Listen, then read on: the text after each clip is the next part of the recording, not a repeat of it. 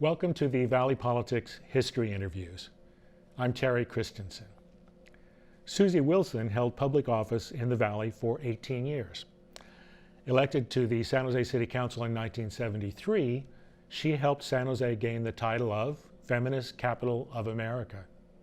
And she was a leader in reining in the city's sprawling growth. She went on to join the female majority on the County Board of Supervisors, where she served 12 years, focusing on social services. She was a housewife and church leader turned feminist and activist, constantly supporting and mentoring other women leaders. We aired our interview with Susie in 2 parts in 2015. Now here it is in full. Susie Wilson, thanks for having us in your home. We're eager to talk to you about your 18 years in public office. But first, tell us what you're doing now. Well, what I'm doing now, besides taking care of my husband, who is not very well, I still get very involved in public policy. And when I get mad, I get even. My first best accomplishment, I think, in my retirement is I, for the first time, ran a campaign and won against all odds about the water district policies. And not an election campaign. Yes. Oh, it was an election campaign. An election about what the water district Yeah. was doing, and the person that needed to be unseated was an entrenched incumbent, and so we unseated him with an excellent woman candidate. So you're still involved in some campaigns and elections and public Yes. policy issues. Yes. Are there things you miss about being in elected office, being a county supervisor, being a city council member, having all that power? Well, the power I understood, which some women at that time did not, and I tried to teach women about power. One of the things I always tell candidates who come and visit with me, that you have to use the power for what you feel passionate about. And that power, though, stays with the seat. And any power that you have when you leave is whether you've done a good job or not. And then you can still have power to do the things you want to do as a non-elected official. So you feel you've had some power without being in office? Oh, yes, I have. Yes? Yes. To help elect other women on public policy issues? And judges. I have helped to elect Paul Colin recently in the last couple of years.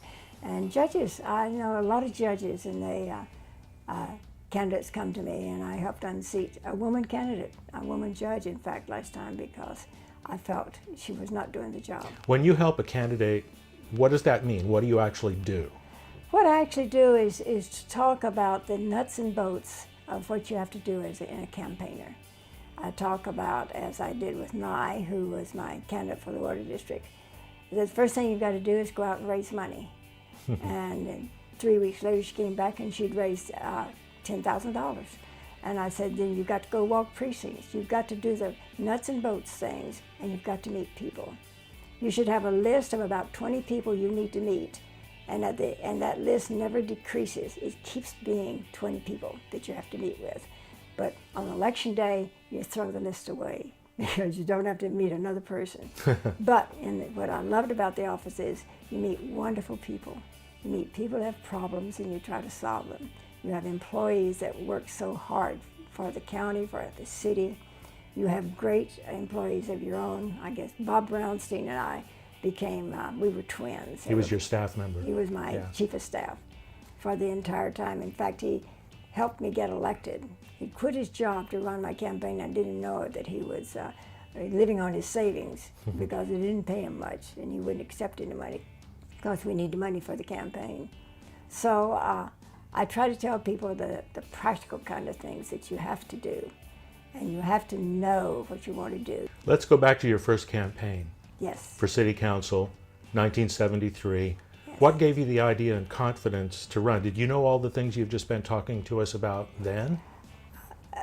I have all kinds of good instincts, but the reason I ran was that I was very involved in the 60s with the YWCA, and still am. I volunteered for 52 years for the YWCA, and was the president in the 60s.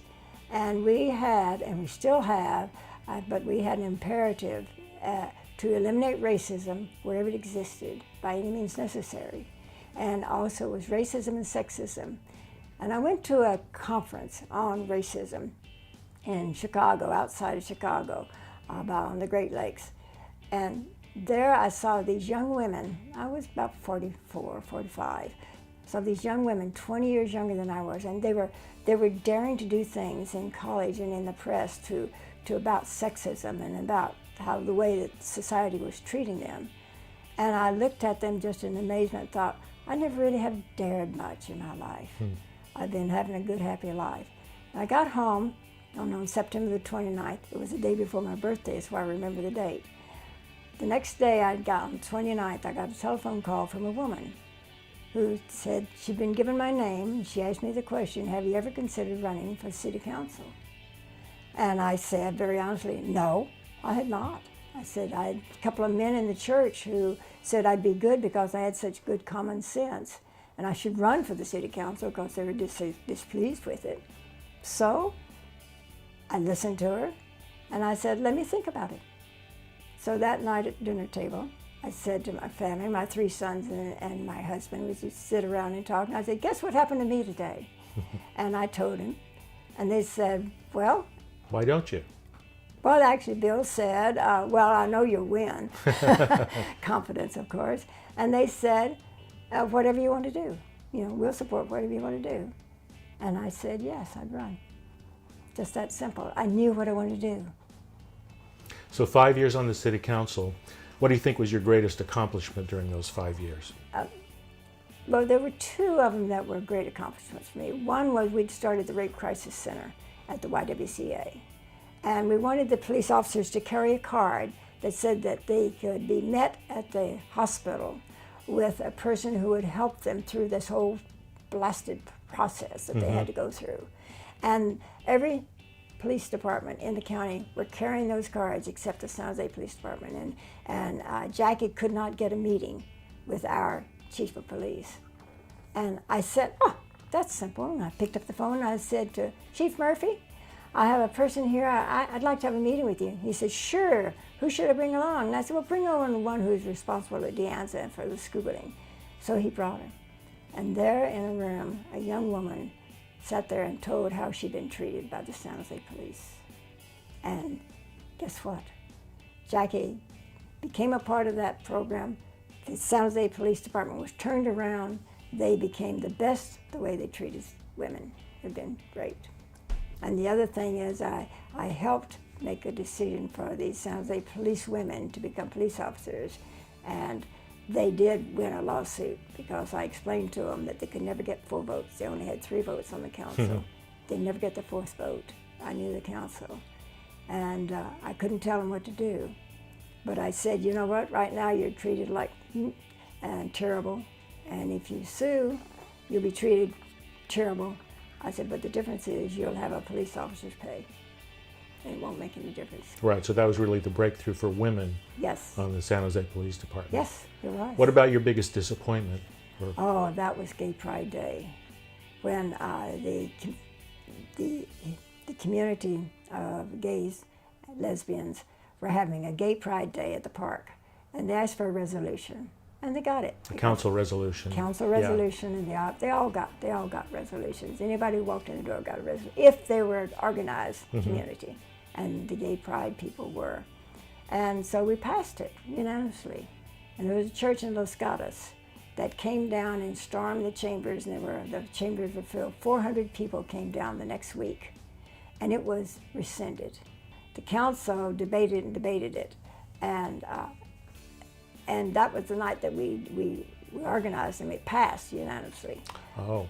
And then Al Garza, a council member, put it back on the agenda to rehear it in 2 weeks' time. So then we went out and had meetings, and I met with people who I said, I don't understand why you're so upset. You're talking about God who loves everybody, and you're here, you preach such hate in this council chamber. I don't understand you. And I was a church member and a director of youth, and I just didn't understand where they were coming from. So it got back on the council, and then it was rescinded on a 5-2 vote. And Jim Self and I were the only ones who stood firm. And it almost wrecked my career to run for the Board of Supervisors, because the next month I was signing up to run. Right. I was going to be a shoo-in, And then there were 16 in the race because of what I had done. And that Los Gatos church population was in your district. Yes. Yes. Completely. Doors slammed in my face. Wow. And that was it. I barely made it into the runoff. And then the gods smiled on me again, and 4 members of the city council fired a very popular city manager, Ted Tedesco. And I was on the losing end of that race, that vote. Mm-hmm. But that time, that was in the runoff, and I knock on the door and people say, "Are you part of the fearsome foursome?" The ones that fired the city manager. That's right. And I say, "No, ma'am, I wasn't." And I stood firm. I wanted him to stay. And flipped the whole, one issue flipped me into being almost a loser, and then it flipped me into being a winner.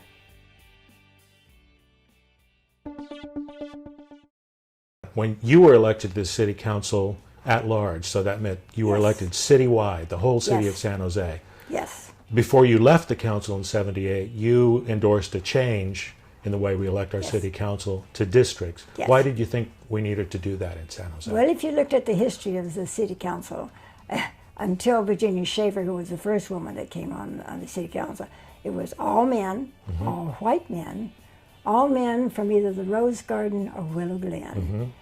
It was the establishment. And when Janet Gray then was elected after Virginia Schaefer, and they didn't like her, they didn't like Virginia Schaefer, and then I was going to be the second woman on the city council. And it was still all white men, except there was one person, Norma Netta, who was on the council. And in that time I was on the council, at the same time, when we had a general plan that we were supposed to be a citywide first general plan, really, of the citizens. And they were talking a great deal about diversity, and everybody got up and said, "You should do this, you should have some minorities on that general plan." And there were 2 blacks put on the general plan. Everybody had 2 appointments. Those 2 blacks, here I am from Willow Glen, those 2 blacks who were from the east side, and I was the only one who appointed a minority. That's where we were in those days. And one of those people I had met in meetings at the city council, her name was Iola Williams. So that was a way that I didn't like what was happening, so I endorsed an election by council districts, because it's the only way we were going to have diversity on the council. Your next step, you left the council in Yes. 1978. You ran for county supervisor, served there till 1990. What made you want to make that jump from city to county? I was really concerned about the people's lives, the social happenings of what was happening in the people's lives. The city of San Jose was interested in where you build your house and development and police and fire and the things that protect a city. I wanted to protect the people. I wanted to help change people's lives. The county does that, not the city. And all the social work and all the, everything that affects a human being is at the county. And I wanted to do that. I wanted to make lives better, not property. What do you think your biggest accomplishment was as a county supervisor? Oh gosh, 12 years. 12 years. It really revolved, interesting enough, I'm talking about savings and changing people's lives, but it really involved the budgets. I became the guru of budgets, as well as together once more we were a team. Bob Brownstein. Bob Brownstein, yeah.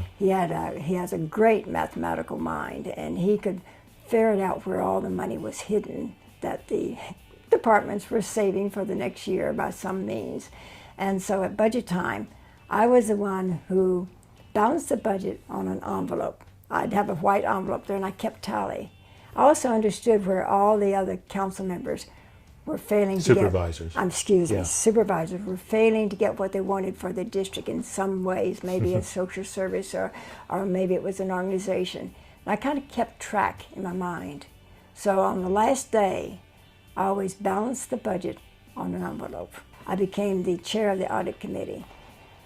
The Valley Medical Center, when I came on the board, had not been audited in 3 years because it was inauditable, if that's a word. Unauditable, I guess is the word. Yeah. And I became the champion of Valley Medical Center, and I still am. I'm still on the foundation that was organized, which I helped create with Brenna Bolger's help years ago. But I knew. I was also a minor in math. I knew budgets. I knew how to count. And I knew how to help other people get what they wanted. Just so everybody knows, you were a minor in math, but she was a major in political science at San Jose State University. Yes. Well, actually, I had 5 majors. Some I haven't told you That's about. typical of San Jose State students, actually. Yeah, no, yeah. But I did that because I got my degree from my mother after I was on the city council. Yeah, 1976. Yes, I remember. did. Yes. What about a big disappointment on the county board? What was your biggest disappointment? It's still a disappointment today. Believe it or not, it's alcoholism. It is. I was a social drinker, have a glass of wine, and there I was paying $5 million to try to help people get well, to get off of alcohol. And I felt like a hypocrite. I would sign a resolution praising somebody for doing something. And then have a drink. And I stopped drinking. I stopped drinking during the campaign, and I never drank again. And we're killing people. We're killing people on the roads because of alcohol, and we're killing our young people. And that, to me, this society, who we worry about 5 people who maybe die of some disease, but we kill people on the highways that shouldn't be killed. You were on the city council and the county board of supervisors when San Jose was known as the feminist capital of the Yes. United States. So there was a majority of Yes. women on the county board. There was a majority of women for almost 2 decades on the San Jose City Council. Today there's 1 woman out of 5 county supervisors and 3 women out of 11 members of the city council. What do you think happened? Well, if you look at the time, of course, the first thing that happened was Betty Friedan, which I never even read a book. I didn't have to. I was already a feminist from the time my mother, who was a school teacher, taught me that just by the way she lived her life. But it was a time when the pay was not that good. Women weren't working, and they could if they were working, they could leave their job and take a lesser pay, and so that men couldn't afford to be on city council by the 70s and by the 80s or 80s and 90s because there were two jobs in a home. And those offices paid little or nothing Yes. back then. Oh, I got $400 a month. $400 a month. Yeah, Okay. yeah, that was good. but nevertheless, so women could fill the job and not worry about the pay. And then, of course, women also then had to begin to get jobs because this became a 2-job family community. And so they had to work. So you didn't have as many women who had the luxury of giving back to the community full time. The pay increased, the pay kept increasing, and of course, more men could run. And they edged out, and women were still having to be the backbone of a lot of families. And there weren't that many women who had the luxury, really, of doing something as daring as being on city councils and boards of supervisors. You think there should be more women in office now, right? Of course. How could you make that happen? What has to be done to make that happen? What has to be done? You seek out women. And I was so proud. You were sought out. Yes, I was sought out. Yeah. You seek out women. I sought out a woman. I sought out a woman to run for the water district, and I found her. I didn't seek out anybody else, except I knew what I wanted. And other women have to know what they want in government to be able to help select those people that run. And you also have to have the courage to run more than one time. Back when I ran, I had a friend who ran. She lost by 7 votes, which meant if she'd run again, she would have won. I'm going to ask you to give some advice to a man now. Dave Cortese Okay. is going to be the president of the County Board of Supervisors this year. What advice would you give him? Dave has a big heart. He really does. And what I would say to him is, you've got the most power, really, of anybody in the county this year. And you need to learn really how to use that power until you achieve the goal you want to achieve. So you should pick something that is almost impossible to do and do it. I can tell you could follow Ken's example. Ken Yeager. Ken Yeager, who is a supervisor who dared to get rid of plastic bags, who dared to do things that nobody's ever done for people in this county. And not only did he get away from it, he was successful, and so we have less plastic bags swirling around in the Pacific Ocean because of him. And Dave can do the same thing. He can pick something that he's really wanted to do and follow through and get it done. Great advice. Thanks very much for your time, Susie. This was excellent. Oh, thank you very much. For other interviews with the leaders and activists who shaped the history of San Jose and Santa Clara County, look for the Valley Politics History Interviews on YouTube.